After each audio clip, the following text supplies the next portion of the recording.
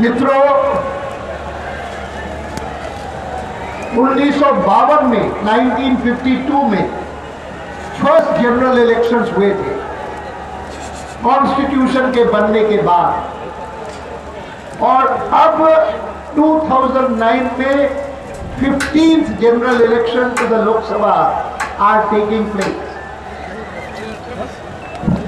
I am among the few perhaps who has participated in all these 15 general elections, either as a candidate or as a campaigner.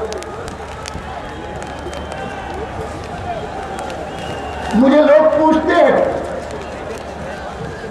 कि 2004 तक के चुनाव में और अब 2009 में जो चुनाव हो रहा है, कोई खास अंतर दिखता है क्या? Is there any basic difference between the elections up to 2004 and this election of 2009? I would reply, क्या कहते हैं? इसीलिए मैं समाप्त करूंगा।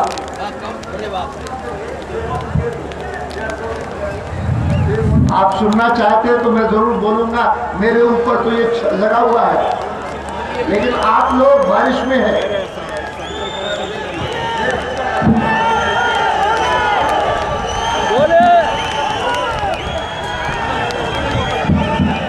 बोलो भारत माता की, भारत माता की।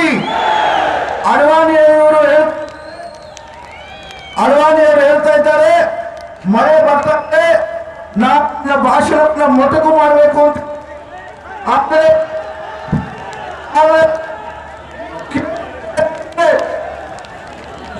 ನೀವು ಕೇಳಲಿಕ್ಕೆ ತಯಾರಿದ್ರೆ ನಾನು ಮಾತಾಡ್ತೀನಿ ಅಂತ ಇದ್ದಾರೆ. ತಾವು ದಯವಿಟ್ಟು please speak. Friends, I was telling you कि जब मुझसे पूछते हैं कि 2004 तक के चुनाव में और अभी जो चुनाव हो रहा है उसमें कोई अंतर आपको लगता है, मैं उनको कहता हूं कि मुझे दो डिफरेंसेस दिखाई देते हैं। एक डिफरेंस जो मुझे दुख पहुंचाता है, दूसरा डिफरेंस जो मुझे खुशी देता है। शुरू से आज तक 2004 तक जितने चुनाव हुए हैं उन सब में मेरे वरिष्ठ सहयोगी और नेता श्री वाजपेयी जी उसी प्रकार से सक्रिय रहे जैसे मैं सक्रिय हूं। ये पहला चुनाव है जिसमें वाजपेयी जी अभियान नहीं कर पा रहे अपने स्वास्थ्य के कारण। ये एक कष्ट देने वाला अंतर है, डिफरेंस है। लोग कहते हैं कि आपने कहा दूसरा डिफरेंस मुझे खुशी देता है, वो क्या है? मैं कहता हूं कि पिछले इलेक्शन तक भारतीय जनता पार्टी के साथ एक टैग लगा हुआ था, एक लेबल लगा हुआ था कि आपकी तो नॉर्थ इंडिया की पार्टी है, उत्तर भारत की पार्टी है। 2009 के चुनाव में आज भारतीय जनता पार्टी को कोई नॉर्थ इंडिया की पार्टी नहीं कह सकता। ये आप लोगों को श्रेय है, मंच पर बैठे हुए मेरे सहयोगियों को श्रेय है, येदियुरप्पा को श्रेय है कि भारतीय जनता पार्टी अब केवल नॉर्थ इंडिया की पार्टी नहीं रही, दक्षिण का एक प्रमुख राज्य कर्नाटक, उस पर भारतीय जनता पार्टी का शासन है।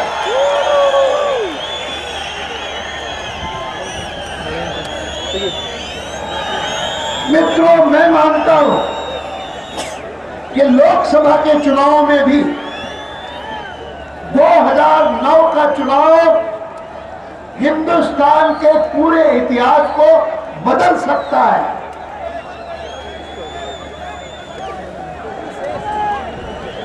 ये पहला चुनाव है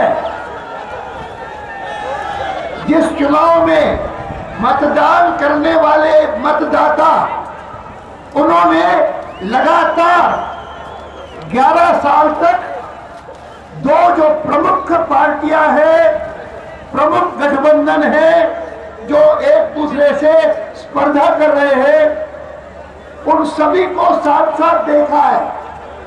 6 साल तक वाजपेयी जी के नेतृत्व में एनडीए की सरकार को काम करता हुआ देखा है, और उसके तुरंत बाद 5 साल तक मनमोहन सिंह जी के नेतृत्व में यूपीए की सरकार को काम करता हुआ देखा है। और इसीलिए भारत के सूझबूझ रखने वाले मतदाता, उनको कोई दिक्कत नहीं होगी निर्णय करने में कि भारत को अगर दुनिया के देशों में शिखर तक ले जाना है, पहली पंक्ति में खड़ा करना है, तो यह काम इन दोनों में से कौन कर सकता है, इसका निर्णय करने में दिक्कत नहीं होगी। मैं सारे दुनिया को कहता हूं कि हिंदुस्तान की राजनीति में भारतीय जनता पार्टी ने जो सबसे बड़ा परिवर्तन लाया है, वो ये है कि 45 साल तक, लगभग 45 साल तक हिंदुस्तान पर एक ही पार्टी छाई रही। कांग्रेस पार्टी का केंद्र में भी शासन, कांग्रेस पार्टी का प्रदेशों में भी शासन। हमने इस एकाधिपत्य को, इस हेगेमनी को, इस मोनोपोली को, इस डोमिनेंस को स्मैश किया, खत्म किया, और हिंदुस्तान को, हिंदुस्तान की राजनीति को, जो लोग कहते थे कि यहां पर लोकतंत्र सफल नहीं होगा क्योंकि एक डोमिनेंट पार्टी है, विपक्ष की पार्टियां छोटी छोटी पार्टियां हैं, हमने इस धारणा को तोड़ करके भारत को एक बाइपोलर पॉलिटी में कन्वर्ट किया। आज केंद्र में कोई सरकार नहीं बना सकता जब तक उसको या तो भारतीय जनता पार्टी का समर्थन न हो या कांग्रेस का समर्थन न हो। ये थर्ड फ्रंट, फोर्थ फ्रंट, ये सारी बातें मजाक हैं। मैं कहा करता हूं, third front is theory, fourth front is a farce. कोई मतलब नहीं है।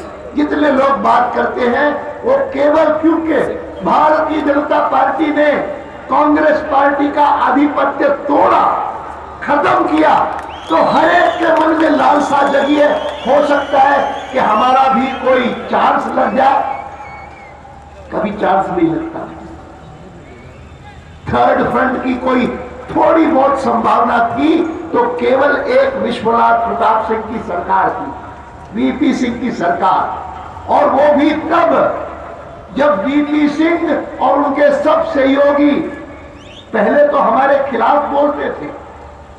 एक किसी मथुरा की सभा में भारतीय जनता पार्टी का झंडा लगा हुआ था तो उन्होंने कहा कि मैं यहां से नहीं बोलूंगा, लेकिन हम देख करके हैरान हुए कि पार्लियामेंट हाउस एनेक्सी में नेशनल एग्जीक्यूटिव उत्तर भारतीय जनता पार्टी की मीटिंग चल रही है और सब के सब आकर के मिन्नत कर रहे हैं कि हमारी सरकार तो तब बनेगी जब आप हमको समर्थन दें। आखिर तो जनता ने एंटी कांग्रेस मैंडेट दिया है, जनता ने बोफोर्स के खिलाफ मैंडेट दिया है और उस मैंडेट में आप भी सम्मिलित थे, इसीलिए आप हमारा समर्थन करें तो हमारी सरकार बन सकती है। हमने उस समय कहा ठीक है, आपकी बात सही है। बोफोर्स का इशू बना था और उसमें हमने समर्थन दिया था, हमने त्याग पत्र भी दिया था, इसीलिए हम देंगे।